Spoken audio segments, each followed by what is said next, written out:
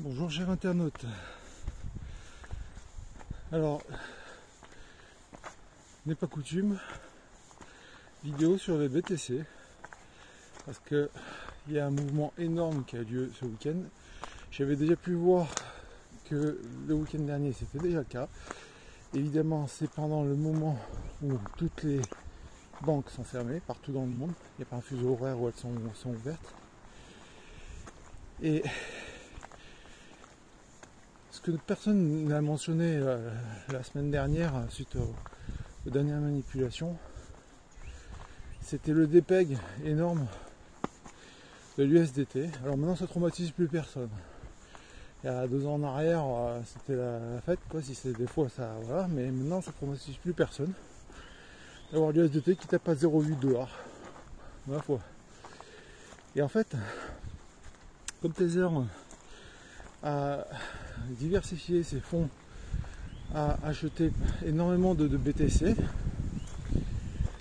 là on sent bien une volonté de la part de grands fonds spéculatifs, notamment je pense si on va chercher bien, ça va pas tant que ça les ETF parce qu'ils n'ont pas le droit de fonctionner, mais moi je vois bien MicroStratégie ou des entreprises comme ça qui se débrouillent pour faire arracher leur BTC aux petits et aux gros qui sont bloqués comme Tether.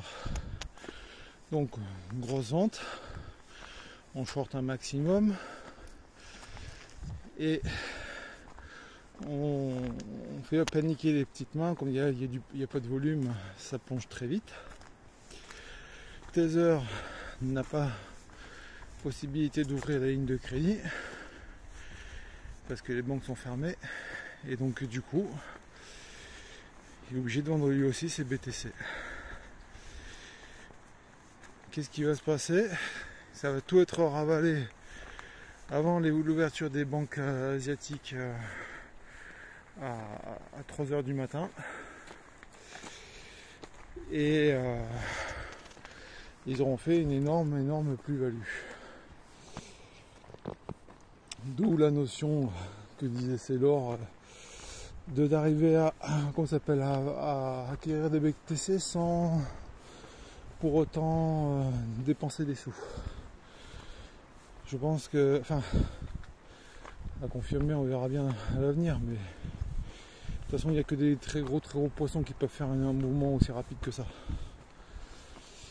Le marché était plus que flat comme d'habitude en week-end, avec des volumes assez faibles, et comme par hasard ça a attendu le seul moment où il n'y a aucune banque qui peut être ouverte.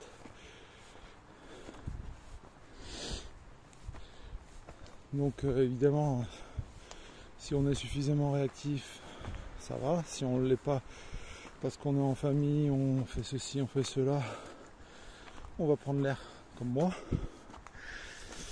Bah, effectivement, on a parfois les alarmes, mais elles arrivent souvent un peu tard, quoi. Hein, que sur les plateformes, y compris TradingView. Ceci dit, ça n'annule pas comment ça s'appelle. Ce que moi j'anticipe, à savoir un énorme marché haussier qui va démarrer à partir de demain.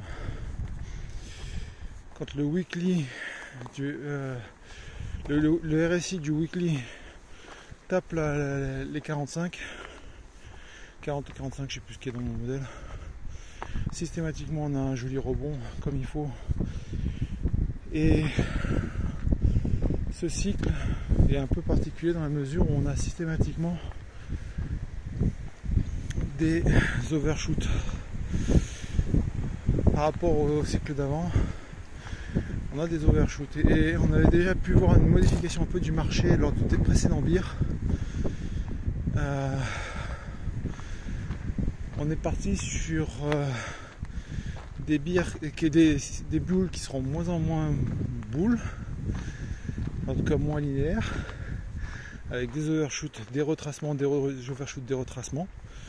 Là on a des retracements de 16, 20 et plus, très très régulièrement quand on regarde la courbe. Je pense que ça sera pareil pour le BIR. On aura notre retracement de 73-74% au total, comme un peu toutes les autres BIR, mais ça sera loin d'être linéaire. Et on va faire des très grosses chutes et des gros rebonds derrière. Et au final, avec le temps, les boules vont finir par s'effacer, les BIR vont finir par s'effacer, et on aura des variations un peu dans tous les sens, avec une courbe qui va finir par être remontante, parce que de toute façon les devises ne peuvent que se dévaluer, on ne peut que les imprimer, sinon le jeu économique s'arrête, les mafias, le gouvernement n'ont plus de sous, et c'est la fin d'un paradigme d'un monde qui va perturber tellement de monde qu'ils sont obligés de faire autrement. Enfin, tout le monde essaye de résister contre cette chose. Ça finira par basculer, mais bon. Voilà. Donc, si vous voyez la baisse conséquente, vous saurez pourquoi. Enfin, en tout cas, à mon avis. L'avenir nous le dira. Hein. Je vous souhaite une bonne fin de journée.